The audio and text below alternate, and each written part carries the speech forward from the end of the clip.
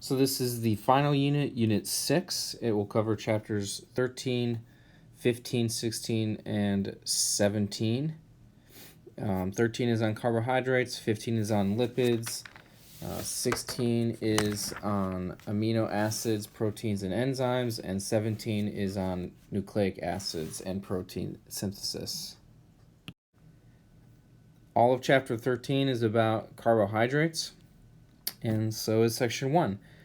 In particular, you need to know what a carbohydrate is. Carbohydrates are compounds that contain carbon, hydrogen, and oxygen. They are produced by plants in nature, and they do so by photosynthesis. They take carbon dioxide from the air, and they react it with water to make glucose and obviously other chemicals. Carbohydrates are good sources of energy.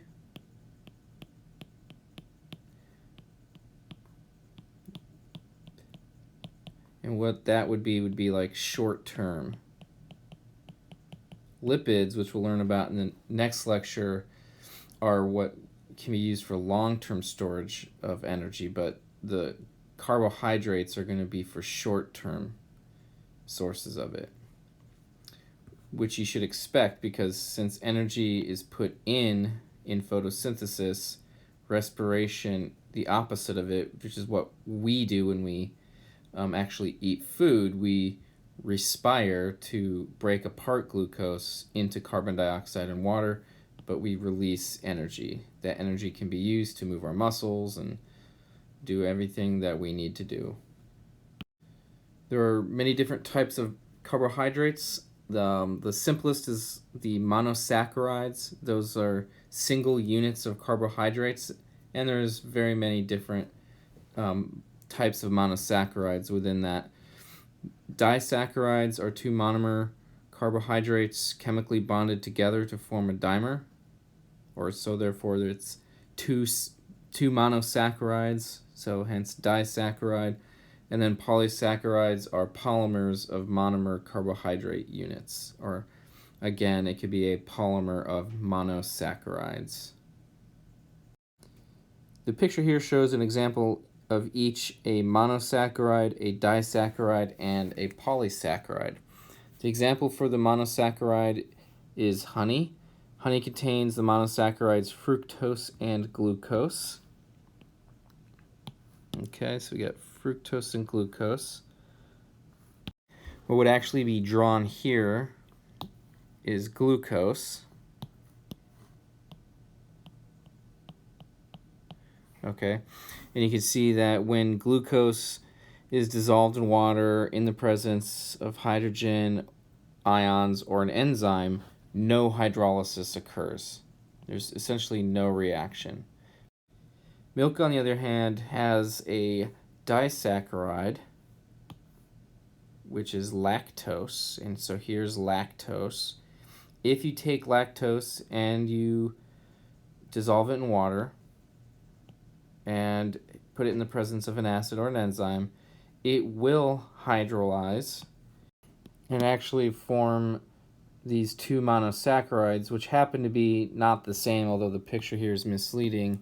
We're going to have one of the monosaccharides being galactose and the other one being glucose. And then the polysaccharides can come from things like cotton or cellulose, and those are polysaccharides. When you take those and you dissolve them in water, or I guess in the presence of water, and add some acid to it, you get many monosaccharide molecules. It can be many different types because many polysaccharides have various different monosaccharides within them. But you can see this is cotton, a source of polysaccharide, which is ultimately a form of cellulose. Okay. Now, it shouldn't be that challenging to figure out, but all of the H pluses you can see here basically come from our stomach acid. And so in fact, we start to break down sugars in our stomach. Most things don't get broken down in our stomach, but sugars do. And actually, sugars start being broken down in our mouth. We have enzymes in our mouth that have acid in there and can break down sugars, which is why you're not really supposed to eat sugars before going to bed, because your saliva contains small amounts of acid, and bacteria make acid as a result of their breakdown of the food that is in there as well, because obviously we have bacteria in our mouth.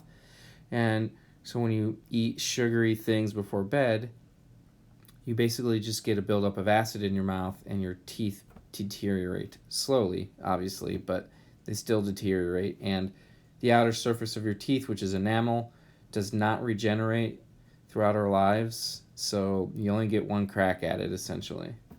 So don't eat food before going to bed.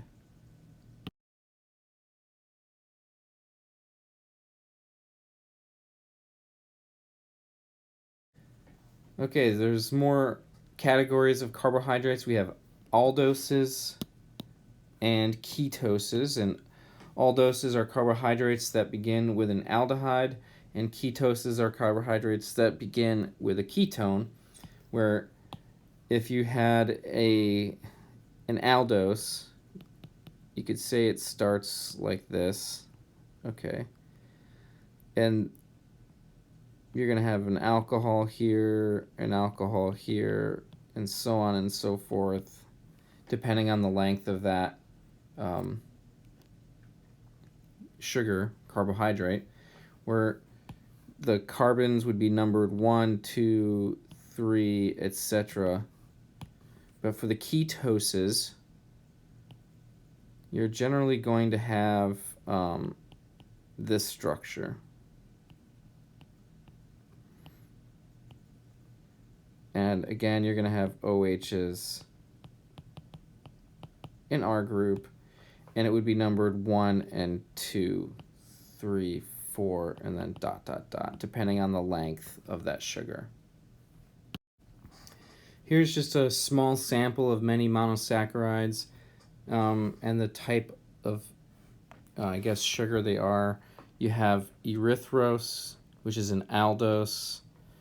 You've got erythrulose, which is a ketose.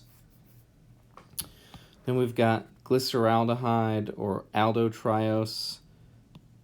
It's an aldehyde. Another aldehyde is 3-ose. Another aldehyde is ribose. That one's going to be important. And then right here is fructose, which is a keto. And you can see in there it says ketohexose. That kind of tells you how many carbons are in there, just like the aldopentose tells you how many carbons. So in fructose, you've got 1, 2, 3, 4, 5 carbons from that chain. In ribose, you've got 1, 2, 3, 4, 5. It's a pentose, that's an aldose. In aldotetrose, there's 1, 2, 3, 4 carbons. Tetra means 4. In glyceraldehyde or aldotriose, you've got 1, 2, 3 carbons. Example 1, classify the following monosaccharide erythrose as an aldotetrose, ketotetrose, aldopentose, or ketopentose. That's a lot to say, by the way. So the first thing I will do is to just count the number of carbons. There's 1, 2, 3, and 4 carbons from the end to the beginning. So it's a tetrose. And then you can look at whether it's an aldehyde or a ketone. And this is honestly very easy. So at the end or at the beginning of it, you can see there is that with the hydrogen there. It makes it an aldehyde. So overall, this is an aldotetrose. Tetra meaning 4. The ose ending basically means there's a sugar, and the aldehyde or the aldo part means that it has an aldehyde beginning.